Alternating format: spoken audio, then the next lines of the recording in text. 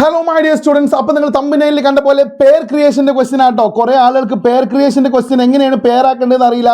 അപ്പോൾ അറിയാൻ വേണ്ടിയിട്ട് പഠിച്ചോളൂ, ഇത് പഠിച്ചു വെച്ചോളൂ കേട്ടോ. നോക്ക് നിങ്ങൾ, പെലായോ ലുക്ക് അല്ലേ, പെലായോ ടുക്ക് എടുത്തു dash to pull the old man out of the mud. മഡിന്ന് എടുക്കാൻ വേണ്ടിയിട്ട് അവൾ എന്തെടുത്തു പറ, ഇതിന് എന്താ എടുത്ത് പറ, എഫേർട്ട് എടുത്തു. എന്ത് എഫേർട്ടാണ്? Tremendous effort. അപ്പോൾ ഉത്തരം ഏതാ പറ, ട്രമൻഡസ് എഫേർട്ട് കേട്ടോ. Tremendous effort, clear? Tremendous effort അല്ലേ, എഫേർട്ട് എടുത്തു അല്ലേ. മാത്രമല്ല ദ ഡാഷ് ഫ്ലോക്ക്ഡ് ടു പെലായോസ് ഹൗസ് അല്ലേ, എന്തോ അല്ലേ, ദ ഡാഷ് ആളുകൾ അല്ലേ, ഏതാളുകൾ പറ, കുട്ടിയല്ലല്ലോ അല്ലേ, ക്രൗഡല്ലേ വന്നത്.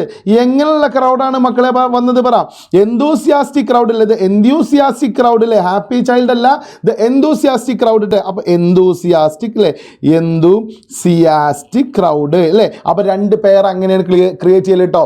മനസ്സിലാക്കിയിട്ട് മാത്രമേ ചെയ്യാൻ പാടുള്ളൂ. ഒരു ക്വസ്റ്റിനോട് നോക്കിക്കോളൂ നിങ്ങൾ. സമാസ് ലൈഫ്, സമൻ്റെ ലൈഫ് ഗീവ്സ് നൽകുന്നു, ആൻ എന്താ നൽകുന്നത്, വിധിയാണോ? ഇൻസ്പയറിംഗ് അല്ലേ. Then young determined girls message. അപ്പോൾ നൽകുന്ന ഒരു മെസ്സേജാണ്. എന്ത് മെസ്സേജാണ് പറ, ഇൻസ്പയറിംഗ് മെസ്സേജ്. നോക്കൂ, ഇൻസ്പയറിംഗ് മെസ്സേജ് നൽകുന്നു.